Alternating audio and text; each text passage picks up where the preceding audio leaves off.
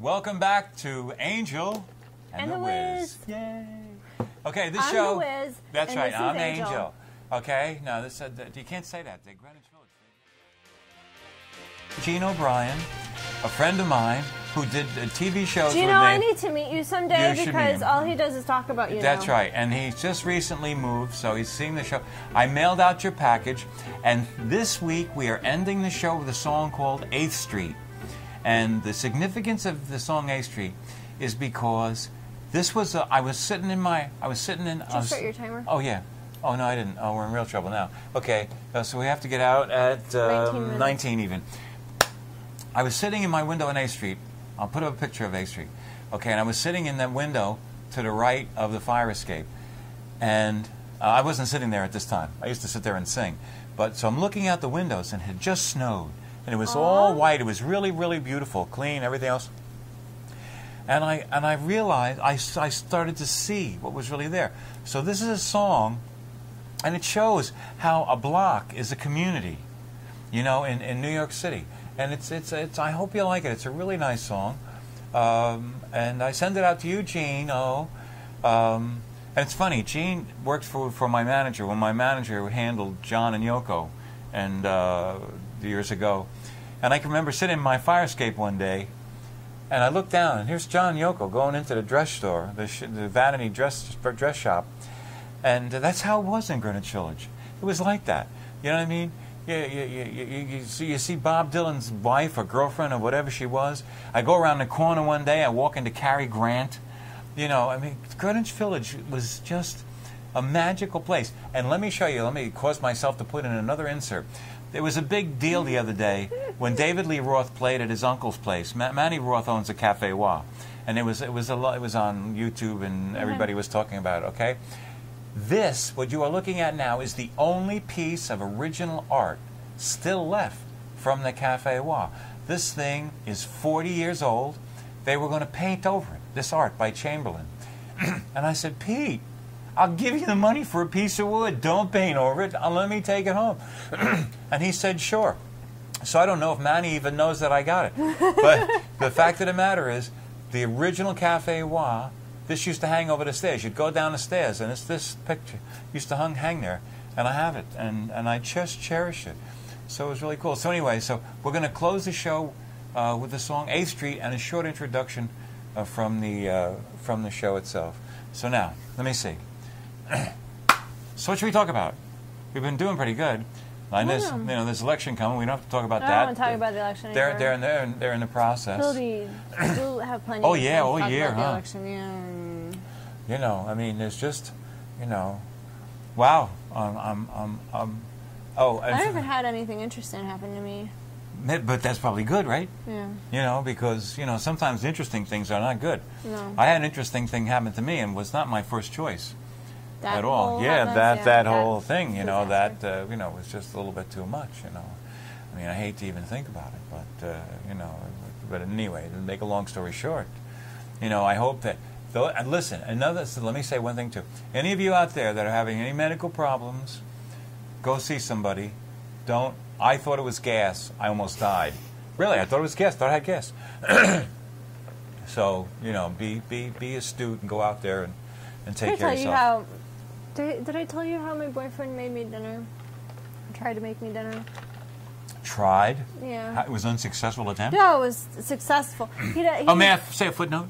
Sure. Have you noticed, those of you that watch every week, how it's morphed over the weeks? Now it's my boyfriend. It's just my boyfriend now.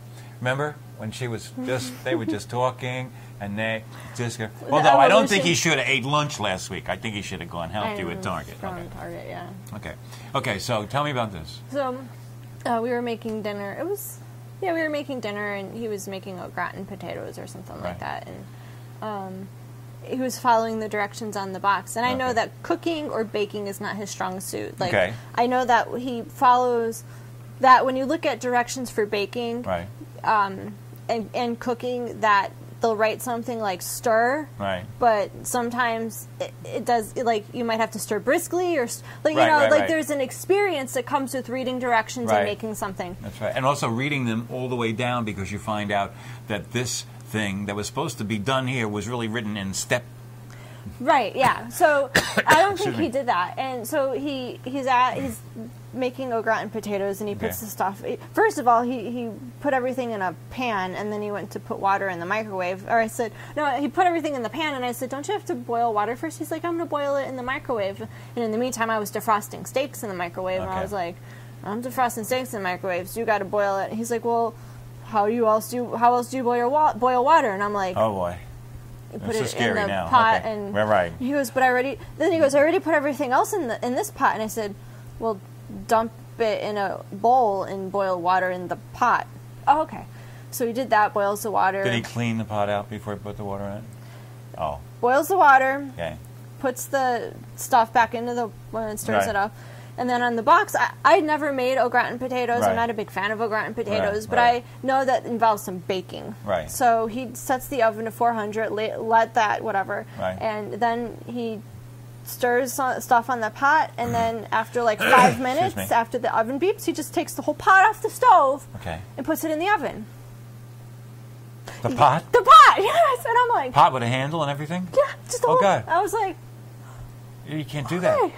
So, luckily, the pot he used... Mama was there. Well, luckily, the pot that he used was all metal. Oh, good. So it could go in the oven. It was a bitch to take out, sorry. Yeah, I bet. Because, damn, that sucker was hot. And I had two...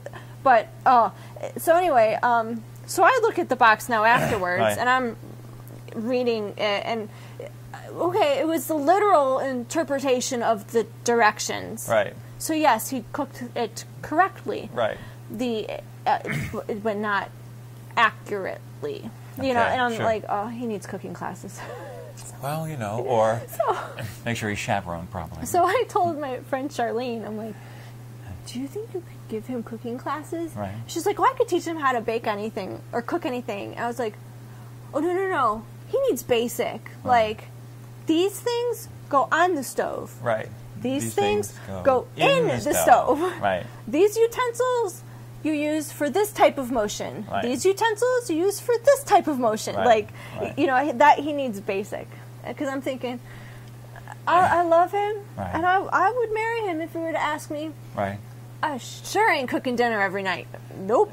I see a lot of eating out in your future. Not happening. You better learn how to. You didn't even make grilled cheese correctly. Say what? How can you grilled cheese? Isn't grilled cheese kind of just simple? Don't you just put the pan on the top of the thing? You put butter on the bread. You put the bread in. You know what he did? He put the butter in on the pan. Right. And then put the bread, and he's like, because I think when he was working at the same place we work, and he'd go on lunch break and order grilled cheese, he'd see them take the butter and put it on the grill, but he wouldn't see them take the butter and put it on the... Right. So he tried to make me grilled cheese. It wasn't very good. Right. I ate it, but it wasn't quite right. No. Right. So when do you think he's going to pop the question? Not for a while. Okay. Well, I guess not. Well, if he couldn't tear himself away from lunch to help you with your addiction to shopping. Yeah. No, I'm just teasing. It could be. He did say something about. He did say something to me. Oh, he asked me a week ago. He asked me. He says, "Who would you have as a maid of honor at your wedding?" And I was like, "What?" He was like, yeah, who would you have? Listen, you don't think he's gone past the stage of asking you because he obviously knows what the answer is. No, I don't think he would still go through the formality of... Yeah, because I think there's a tradition involved for him, and I know that for me. Okay. Anyway, because, I mean, if he's asking you about your bridesmaids... Yeah, he asked me, and I was like... So I answered the question, because I've learned that if a guy is going to ask you questions about a wedding, don't question why he's questioning you, just answer the question, and then maybe an hour or so later be like, what the hell were you thinking asking me? So I did ask him later. He's like, well, I was thinking, he was in a wedding, and he goes, I don't know, I saw something that reminded me of so-and-so's wedding that I was in, and I know that I was his best man, so he would be my best man, and I was thinking, like, who would be your maid of honor? And, you know, because he knows I have 2 sisters, and I'm like, okay, whatever. Well, you know, he's testing the waters, maybe, you know? Or he's already assumed what the answer might be. And just between you and me. Oh, I hope he's not watching the show. He doesn't usually watch the shows. Okay, but I did tell him, though, that we talk about him. Oh, did you? And he goes, really? How often? I said, quite frequently, actually. No, that's why he doesn't watch it. Or if he watches it, he has a decency He not goes, to do tell they you. know who I am? I said, well, people who work with us and watch the show know about it. And he goes, okay. Okay, And just yeah. kind of left it at that. But he's in a new place now, so Yeah. you know, it'd be He's a little working bit different. tomorrow. Oh yeah, he's going in. Wow. We'll be working together. Oh, fine. It will be the first time that he and I will be working in the same place since we've become boyfriend girlfriend. Are you going to Here, be? Are you I going mean, to be? Are you going to be working in the same place? Same location. Same location. Same location. Wow, it's going to be interesting. Well, You should get trained at that location too. no way. I'm not going to walk up to people's tables while they're eating. Hey, Hey, I'm not. No, I what's don't up? blame you, but with your restrictions, that might be a better option because people start complaining that you only get 2 options. Who's going to complain? No, I'm not. I You thought know, other so. people might complain Oh, that I yeah. only got 2. Oh yeah. Well, I don't. I would. I would. Why would you? You louse. I Why am. would you complain? Because I don't think it's fair that I have to suffer through, and even though you have a medical condition that restricts you from that, there are other things that you can do aside from those 2 spots. Karen, I thought you were such a nice person. I'm a very nice person. As you being my friend, with you being my friend, I accept it. But there are some Not nice people. stupid, not nice people that work in that department. Who, Well- you know, the young kids who are. Well, I don't know, but in any I'm event, just saying. the And it's an easy day. but it's boring and tedious for some folks. Some of those, one of those locations, is just this side of Nappy House because there's no activity. Okay, now let's not go there. We'll talk about that later. Okay, bottom line is, what I was going to say before we got sidetracked and found out of your horribleness and your heart, the blackness that you would attack a poor wounded individual who's I would. recovering from cancer. I broke my finger and I couldn't work, and because they wouldn't put me. They said nope, it didn't happen at work. Oh yeah, you don't And get. yeah, no, but what I'm saying is like I could do what you were doing, have one or the other, and they said no. Well, I don't want to suggest that. Anyway, I'm just saying they're being really nice to me, they're and being I really nice appreciate to you it. right now. Yeah, but if you have to be like that for 6 months, Oh no, I think it'll just be a few weeks. a few weeks, Yeah, I just got to get stronger because they cut me open. okay. You know, and I can't, rest stuff there and stuff like that. Tell me But something as today. I was trying to tell say me. before we got Tell me. sidetracked, Tell me. I was going to say it's a good thing that guy don't watch the show because then he would know you're just ready to say yes. I think he knows. Oh, you think? Think he has an inkling? That's why he asked you about the bridesmaid. knows? I hope he ends. I hope he. You know what's going to be? It's not going to be, honey, would you marry me, please? It's going to be, here's your ring. Oh no, I'll be like, you get down on one knee. You must pay the price. Yeah, I'm not just going to say yes. You got to do all that stuff. Well, that's good. You know why? Because you want those memories. You want to be able to look back on them together. I think you guys are just. You just hit me. It's just. You just look right. You just seem like a really good couple He together. said to me, and this is for all. I think this is for everybody out there. He had said to me one day, he was in a cranky mood. This was at school. Okay. I had walked in to see how he was doing with this Right. new teacher, and Right. they were both in like these cranky moods, and I set both of them straight and fixed the issue, and Right. like I just took care of it. Right.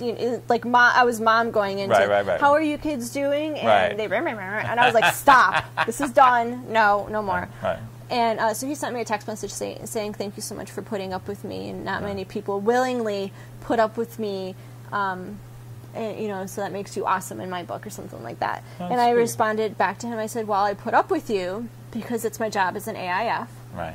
I said, I also put up with you because you're my boyfriend, Right. and I love you, Right. and if I let all of those little imperfections bother me, Right.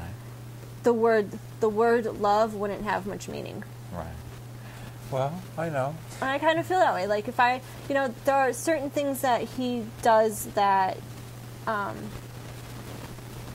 that irritate me. Right. Like the girlfriend side of me during Right. that whole situation was annoyed to Right. no end. Right. But I was at work and I had Right. to be his trainer, and the Right. trainer was like, "This Right. is very common to have Okay. this mentality." Right. Okay. So I fixed it, and Right. then after I fixed it, the girlfriend came out and then refixed it too. Right. Okay. Like. Yeah, so it was. I'm like, I put up with you because That's part of you. That's part of the reason I love you, is that there's these little things that, things that happen to me that I look to him for that support, and it's vice versa. And you accept the fact that you have little imperfections too. That I have tons of imperfections. Okay, I'm just because and apparently number 1 on that list is seafood, and number 2 is I've got 6 cats. Seafood? Yeah, I don't like seafood. Oh no, me either. It tastes like fish. I don't eat anything from the sea. He loves the seafood though. Because that's great. So you go surf and turf. You have steak, you have seafood. Everybody's happy. I mean, I can't do that. I'm not a big steak either. Well, okay. No, I mean, you know what I meant. But that's what I mean. Like when we go out to restaurants, and sometimes I could be very easygoing, or I can be very picky. There are people that have. I mean, Tink used to hate going out to lunch with me because I like what I like, I want what I want, and I don't want any deviations from that. And I'm happy to explain to the waitress, and I always take care of them tip-wise. Right. But if I'm going to have this is what I have to have with it. And I don't want honey butter, and I don't want anything strange. I want butter, okay? And if I'm going to have bread, and if I'm going to have, and I like what I want. I'm in my ruts. Yeah. And I'm happy in my ruts. When it comes to food, it's one of my pleasure systems. You know what I mean? Yeah. And I don't experiment with food. Okay. I've learned to do that. That was one of the great things, that as much as my old roommate, as much as he was a pain in the butt and drove me nuts and all those issues, I learned from him the appreciation for good quality food and the understanding that I have to sometimes eat outside of what I'm comfortable. Right. And that if I've never tried it, right. I can't say that I don't like it. Right. And that's kind of what I've learned. Since I had met him, I had expanded from the meat and potatoes kind of blandy foods to authentic Mexican, authentic Indian, authentic Chinese, and authentic German. Like, I've expanded into those.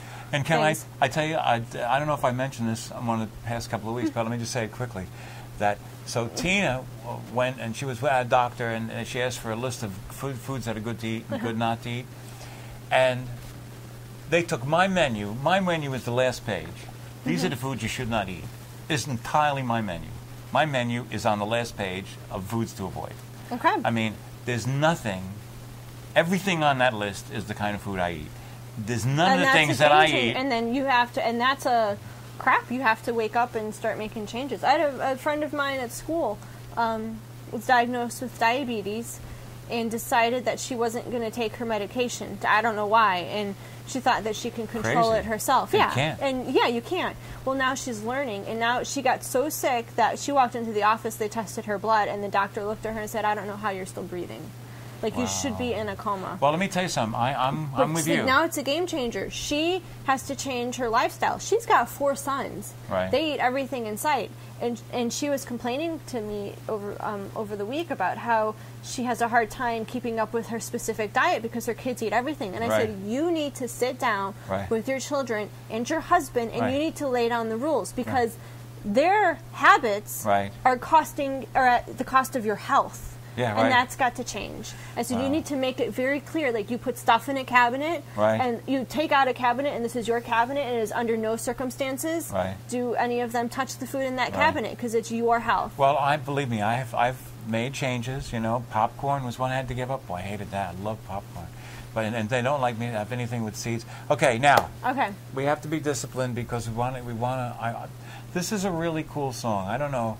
I know you don't watch the shows, and I understand that too, because Tink never watched the shows either. She just. It's hard to watch. The shows. But after we have over 1,000 views. Really? Yeah, is that really awesome. great? Thank you, America. And people have really. And if it's international, thank you, everyone. That's right, and they've really liked the CD that I gave out to people. They've liked it. Have you listened to it at all? Have you Not seen yet, it at all? no. Okay. So, folks, here's a song. It's called 8th Street. It's about Greenwich Village from many years ago, and maybe someday it will be a musical on Broadway. It depends on how long I live. In the meantime, be good. Do something good every day, and volunteer at your local animal shelter. That's right. Cesse la vie or Bon Appetit or one of them things. I don't know.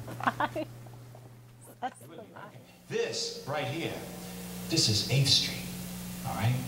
And over across the way is the Dorian wedding ring store, and Costo's, and Versailles. Versailles was a patisserie place. You know, they made cakes. And there was four buildings. I mean, 4 stores. You could buy the wedding ring. You could send out the cards. You could get the cake and the flowers. You were done. 4 buildings. Okay, you could walk that far. Well, here we go, kids.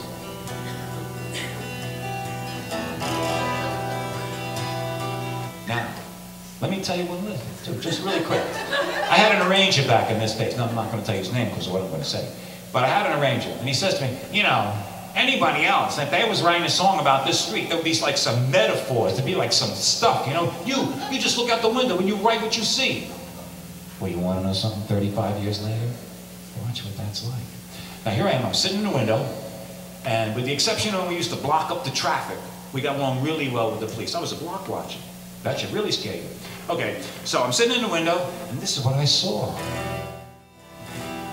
And there's a little bit of truth in here to everybody.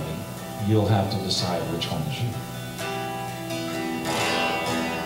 Dorian speaks to the people about getting married.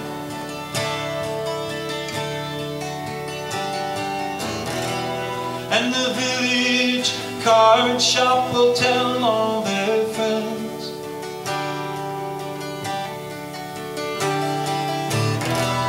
And Versailles will make up a cake for the party.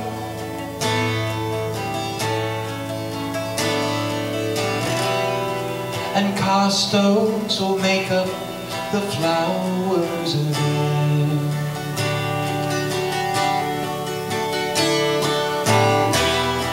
Well, down from my window I can go dreaming.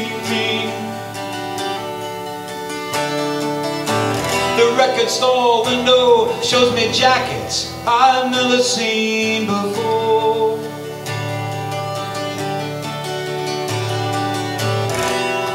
And off to my left, Marlboro shows me adventure.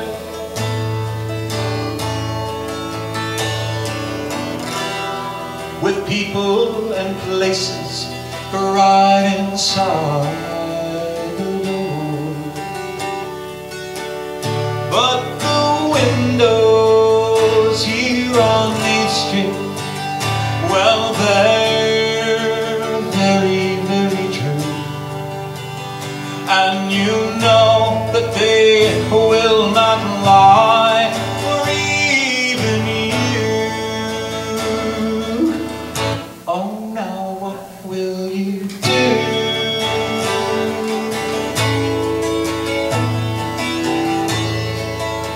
Now this really happened. The Arrow Shirt Store, it did a much better business by moonlight. Yeah, but watch where we're going. But they bought through the windows and not through the door.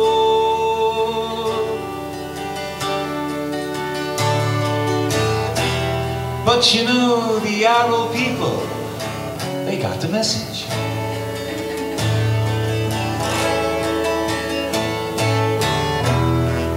They got those big iron gates installed.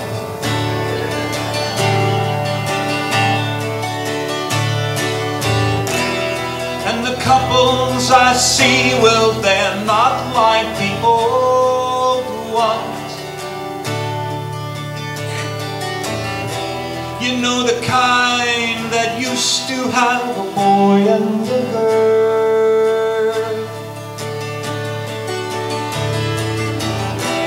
For the couples on 8th Street don't like to be mixing.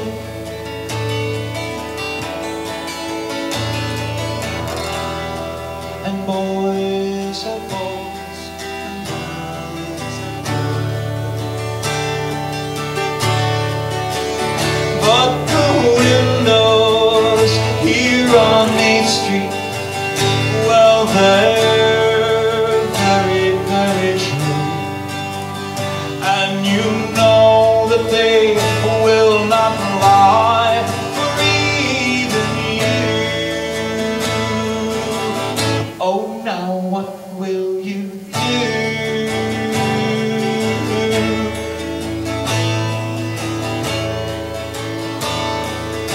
businessmen stand on the corner selling vacations. Is there anywhere, special friend, you'd like to go? We can take you all the way around the world for a nickel, and deliver you right back to your door.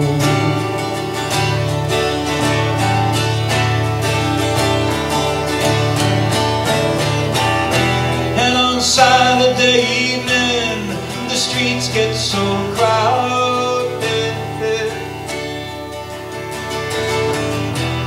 with the people that are so very strange to see.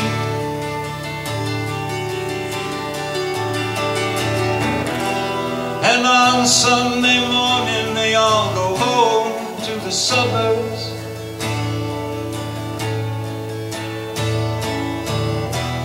And they don't leave us nothing but the fucking debris.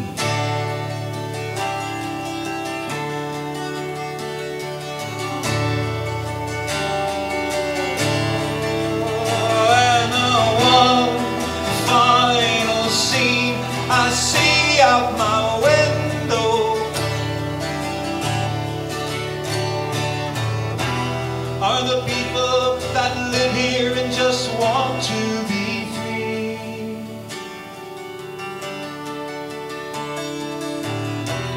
But they can't buy in the stores, for they don't have the money.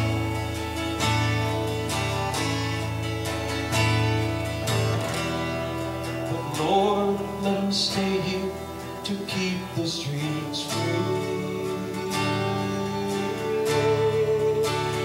And my windows here on 8th Street, well, they're very, very true. And you know that they will not lie, or even you. Oh, now what will you do?